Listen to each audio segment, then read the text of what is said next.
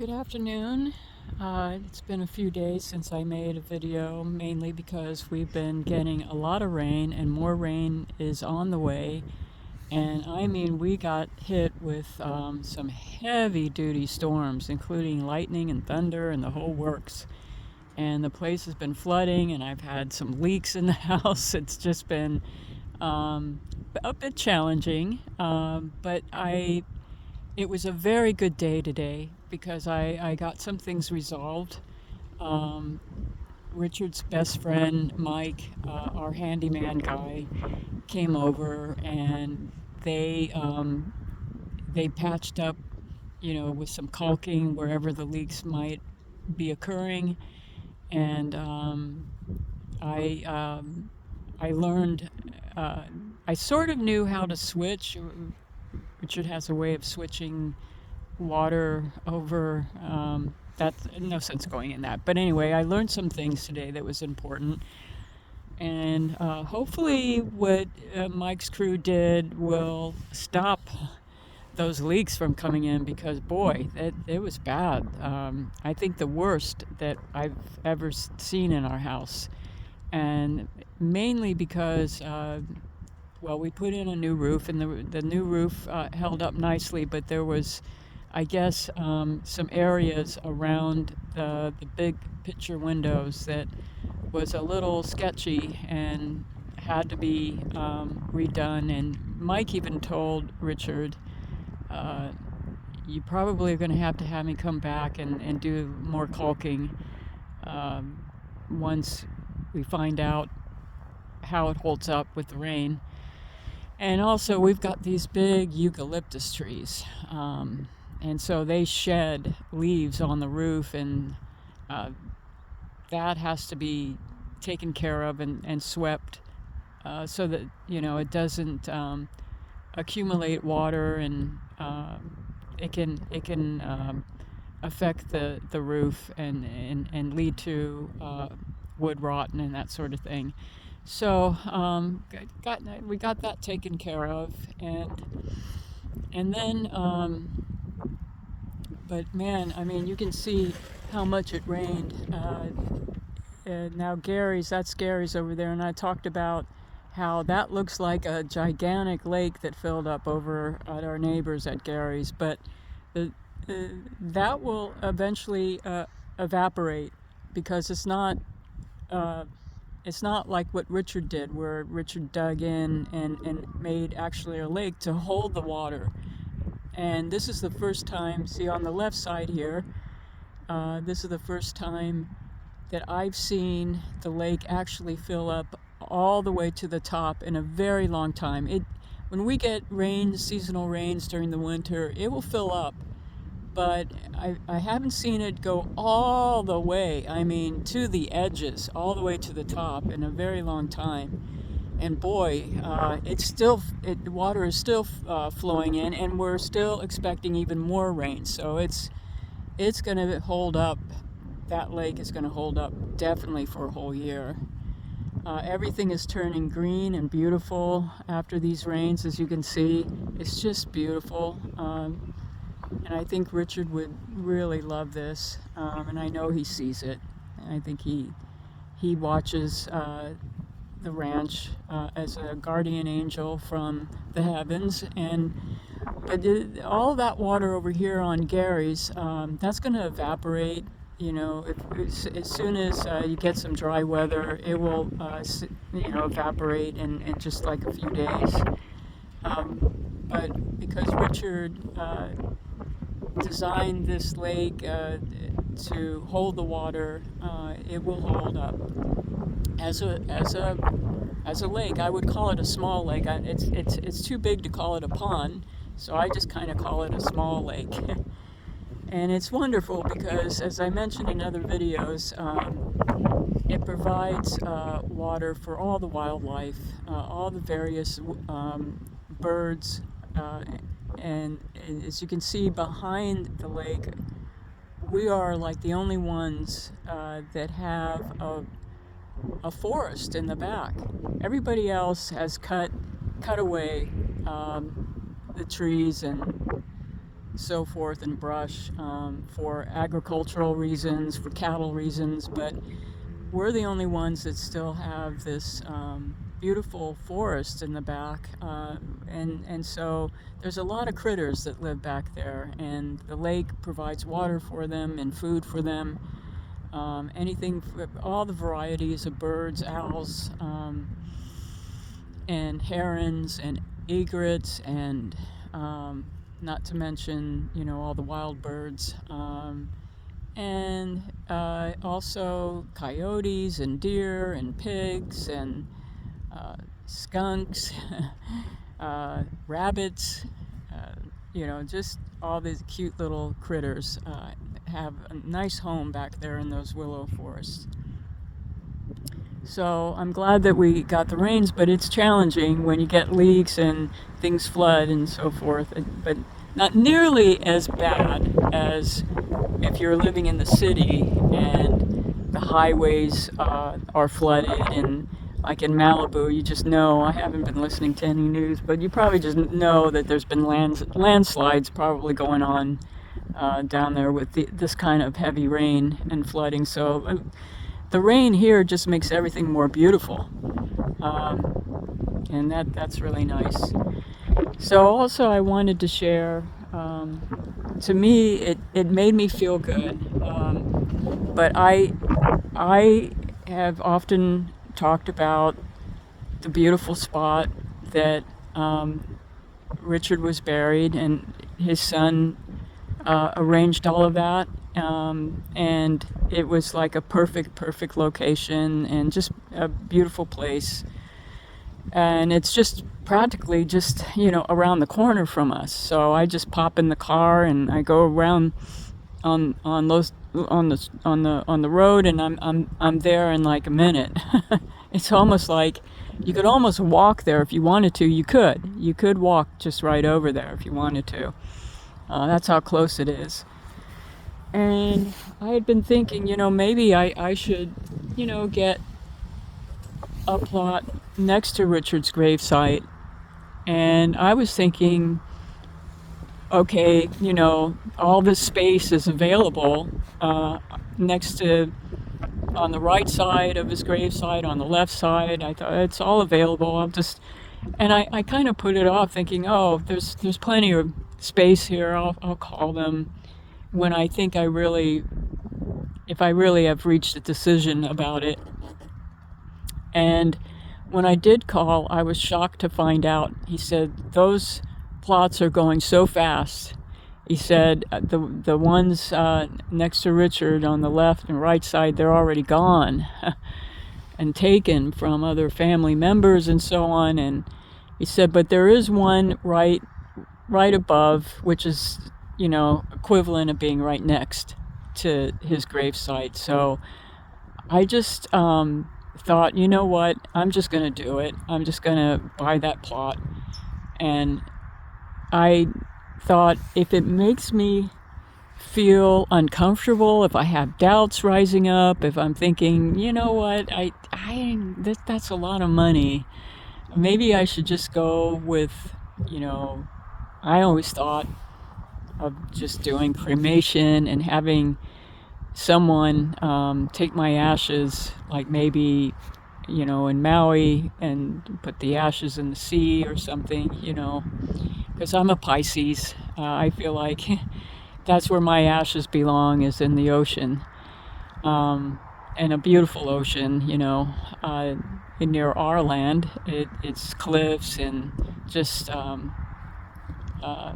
really nice place where you could go to put the ashes. And I thought about that, and I maybe I would have done that if Richard had survived me, and I would have asked him to do that for me. But then I started to think, what? I'm not sure about cremation. There's no anybody that wants to do. My members of my family, my mother, my brother, all been my aunt, my dad, all were cremated, and I don't think there's any spiritual problem with that. I don't think it has anything to do with not going on to the next level of spiritual reality. Your soul leaves your body at death. Period. Okay. It does, and so the body is just the body. It's just you're leaving your clothes behind that you wore during this existence on Earth. Your physical body is simply your spacesuit that you need to have on this Earth. And so, whether you do cremation or not, your soul is going to go on, and I don't believe that it has any effect whatsoever. But that said, I kind of was doing some research on it. In terms of biblical scriptures, there's this idea of the resurrection of the body, and it goes against Judaism and the laws of Judaism, and some, you can back that up even in with Christian philosophy and religious scriptures.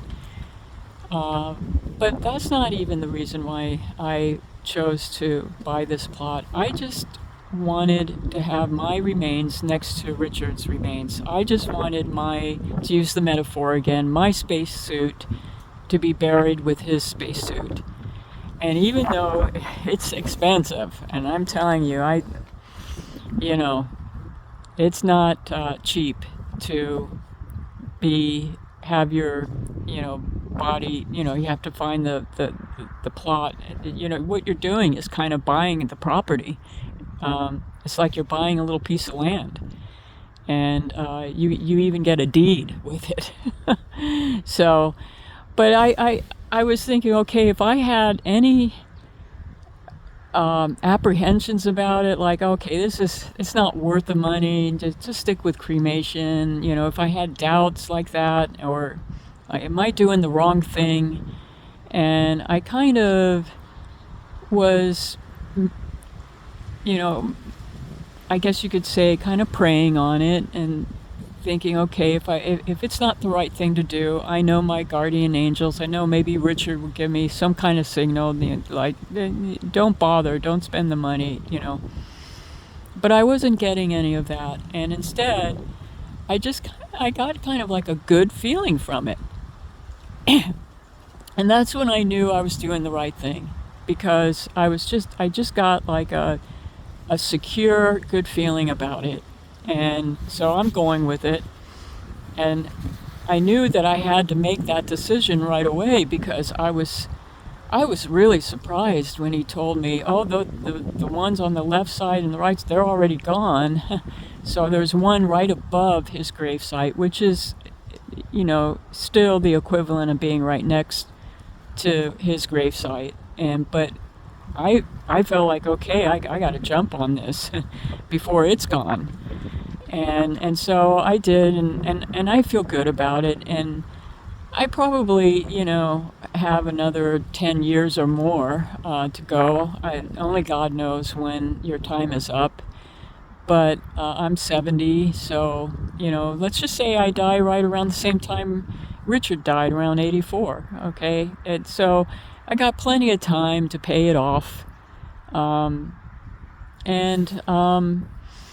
that was a good decision I feel like I made. And then as far as, Mike coming over and helping on some things, I really felt like my guardian angels came through for me on that, because I needed to learn how to switch the water over. We have two kinds of water, and there's one water is on our side, and there's another one that the one on our side can get muddy during rain. So I wasn't sure how Richard set that up, how to turn that off and turn the other water on from the well, and I learned how to do it, and I even took notes so I wouldn't forget which valve to turn on, which valve to turn off, and that sort of thing. And I think it was, Mike is very unpredictable. And sometimes it's hard to get him to come over because he's busy with a lot of jobs. But I felt like Richard sent Mike over. I mean, I just felt like Richard sent him over because he knew, you gotta switch the water already, because you're in trouble, girl. You can't take a bath in water that looks like a mud bath. And I was even kind of joking a little bit with Richard. I said, well, people spend a lot of money to have mud baths. But, seriously though, I needed to switch over, because the rains just created a mudslide into the other, water system. So I feel like Richard was kind of helping me on that and got Mike over like almost immediately. He said, I'm coming over in 20 minutes. I said, great. And they took care of fixing the leaks, and I learned how to do the water. And then earlier, another little guardian angel episode kind of happened this morning. I've been having problems with my eyes, and I know it's from crying. I can't help it. I cry a lot when I miss Richard. And I never know what's going to set it off, but I do cry every day, and I've been crying for almost 4 months straight every day.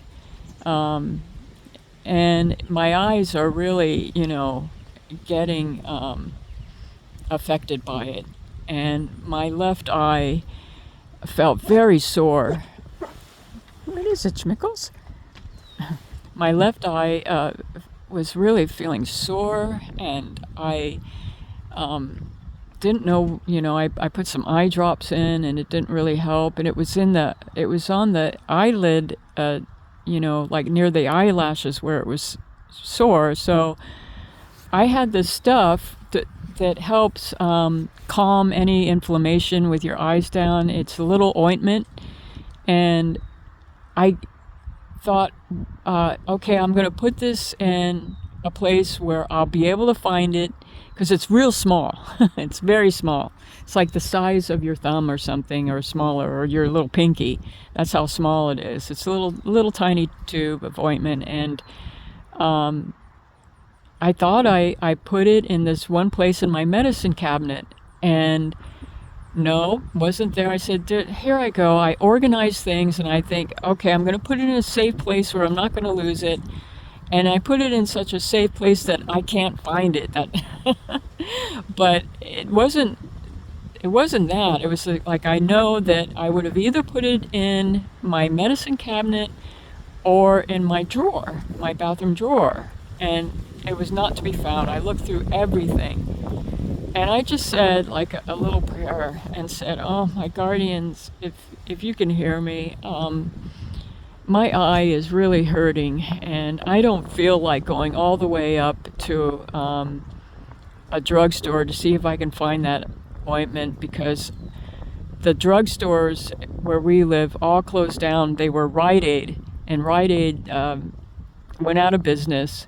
So I'd have to go all the way into San Luis to CVS. And I just wasn't in the mood, And I just thought, oh, I know it's here. I said, please help me find it, because I know it's here. And right when I said that prayer, I was pouring my coffee, and I said, oh, my eye hurts. Please help me find it. I've looked everywhere, and I can't find it, but I know it's got to be here. And all of a sudden, it came to me. It was like they put the idea in my head, hey, don't you remember, you idiot? You put it in your backpack. And I thought, oh, that's right. I put it in my backpack because last week I was really concerned about my eyes. I didn't know if they were getting infected, and I went to the walk-in medical clinic, and the doctor just said, no, everything's okay, but your crying is what's irritating your eyes. And I brought that little tube because I was going to show it to her, like, is this okay to use for it? and I forgot that I had left it in the backpack. And so as I was pouring my coffee, making this little prayer, I asked my guardian angels, I asked Richard, I said, Richard, I can't find it. Where is it? And then all of a sudden, boom, the idea, I remembered, oh, I put it in my backpack and I forgot to take it out and put it back in the bathroom. And so I found it. So I just wanted to share that story because, you know, I do really believe they're there helping you, and all you have to do is ask. All you have to do is ask for their help, and they'll help you. So that's my positive message for today. It was a good day. I learned a lot today. Got a lot, I feel like I got a lot accomplished with Mike coming over and learning more about the water system that Richard set up. And it was important because more rain is on the way, and I knew if I didn't learn how to switch that thing, I was going to be in big trouble. Because, I would have been literally taking a bath in a mudslide through the water. So that got taken care of. All right, everybody. Give you one more glance of the beautiful valley and how beautiful it is after the rains, how clear the sky is, and there's Schmickel's little butt. And have a good one, everyone. All right, bye-bye.